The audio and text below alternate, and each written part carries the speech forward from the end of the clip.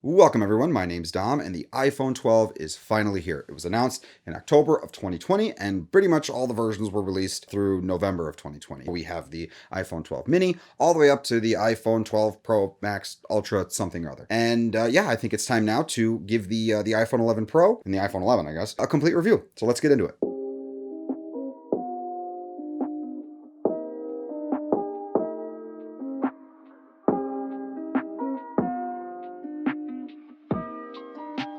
So the purpose of a complete review, if you're new to my channel, is to kind of talk about what the experience with the device has been like through its expected lifetime. With a smartphone, it's usually about a year, but phones have been getting really good, so it's, kind of might be 3 or 4 years, but considering, they release a new one every year, it's, more or less, I'm going to go ahead and just call it and say a year. And so that brings us to this, my iPhone 11 Pro Max. This one is the Midnight Green, I think is what they call it. I can't actually remember what they call it. It introduced the frosted glass design. Now, this has the same, more or less, design as the iPhone 6, which I believe was first introduced in 2014. It has the round edges, it's got the round corners, and more or less a simple, soft design. Now, Apple has, since the iPhone 10, been making their phones with full screen displays, with the exception of the notch at the top for Face ID, the camera, and the speaker system. But some of the things that makes this phone different, mostly, is this triple lens array up here, which I'm going to get into in a little bit. They also did some other little nuanced things to the design. They brought the Apple logo down into the center. No more FCC logos, copyright, or any of that other stuff that they've had on many phones. I think it was the iPhone XS that brought the glass back. Actually, no, I'm sorry, the iPhone 8 brought the glass back, and they've kept that design. Before, it was made out of aluminum up until the 7. This one has the stainless steel antenna band / frame of the outside, which matches the color of the phone nicely. Traditionally, I've always gotten black iPhones, with the exception of one white silver iPhone. For this phone, I wanted to try something different, and the green was really speaking to me. I wasn't entirely sure, though, how I was going to feel about the look of this phone as far as all the little changes they made. But you know what? It really grows on you, and while I am still not a fan of the enormous camera bump, all in all, I can say that I really enjoyed this phone. So the first thing I want to kind of get into is the lack of 3D touch. So Apple decided to remove 3D touch. If you're not familiar with what 3D touch is, 3D touch was introduced in the iPhone 6s. It was a pressure sensitive sensor within the display that could feel when you would push into it, and that would allow you to interact with the phone in a different way. They removed that feature because I guess people really didn't know how to use it, or it wasn't implemented all that well, but they removed it.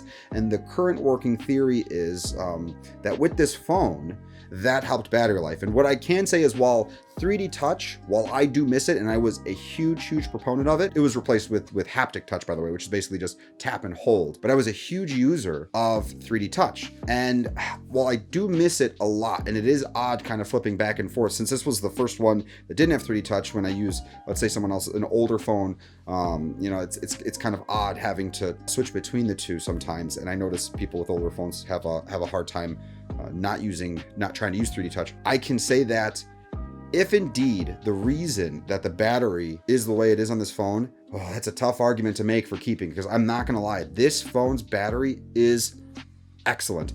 It is stupendous. I can't even begin to describe the number of days that I go without charging my phone. I am not a heavy phone user. I don't have a lot of social media accounts on this phone. I mainly use it just for managing bills, emails, phone calls, that kind of stuff. Just more or less bare essentials. But having that kind of setup on this phone, I honestly think that I've gotten upwards of 3 days off of a single charge on this phone. It has wireless charging too, which is great because you can just kind of, got my little wireless charger back here. You could just plop it on, and then you're good to go. And that was introduced back with the iPhone 8, but it is nice when you add it with the extended battery life. I mean, it really is phenomenal, and it's even more so impressive considering the performance of this phone. I mean, I've never really experienced a slow iPhone. I know some of the older phones have gotten slower, at least slower feeling with age, as apps have gotten more complex. The operating system's gotten more complex. I know there was a whole battery performance gate thing where they were limiting performance in order to not have the phones turn off or something like that, turn into a lawsuit. But this phone is just, it's always on it. It's always quick. It's always fast. And especially after kind of dual wielding an Android phone as my secondary phone that I use for work and kind of maintaining the channel and stuff and comparing the two, this phone is just, like, for lack of a better word, it's incredibly graceful in just the way that it goes from one thing to another to another. It just always seems to work. It always seems to respond, and it always seems to be on point. So I really can't complain. Talking about specs and all that other stuff, just, it really doesn't do the experience of what it's been like using this phone justice. The screen is phenomenal. It's sharp. Great colors. I'm not the biggest fan of things like True Tone and all that stuff that they've introduced for a while, but you know, it's there for those who want it. Overall, you know, it feels good in the hand, and it's just a well-made phone. Is there anything, you know, to cry home about? No, there's nothing really truly groundbreaking here. What I can say that is pretty spectacular, though, is the waterproofing on this phone.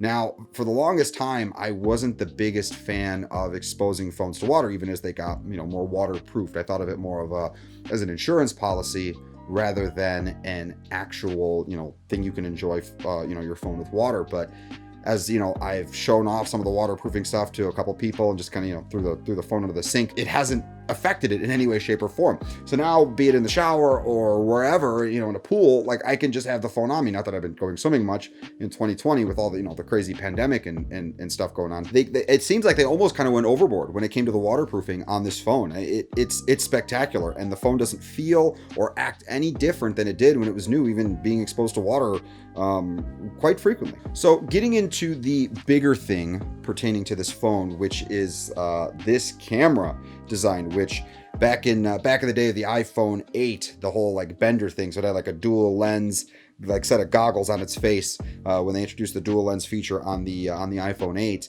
and then the iPhone 11 introduced the triple lens design, which looks like one of those triple-headed shaver things, you know what I'm talking about? Zzz. And what I can say is, while at first, and I still kind of am not the biggest fan of this design, I'm really hoping that we do see a future where it's one lens that can kind of do it all, maybe through that telescoping, that horizontal telescoping, kind of bounced off the mirror.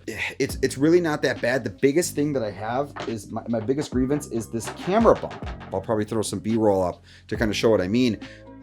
I'm not a fan of it. It takes away from the sort of sleekness and elegance that this phone and a lot of Android phones and other phones tend to have. You know, you just want to be able to put your phone down flat, and it just feels good when you place the phone down. I got that feeling a lot from the iPhone 4 and the iPhone 5. The iPhone 6 introduced the camera bump, and it just hasn't felt right ever since. What I can really say about this camera is, talking about photos first, then we can get into video. The photos are pretty phenomenal.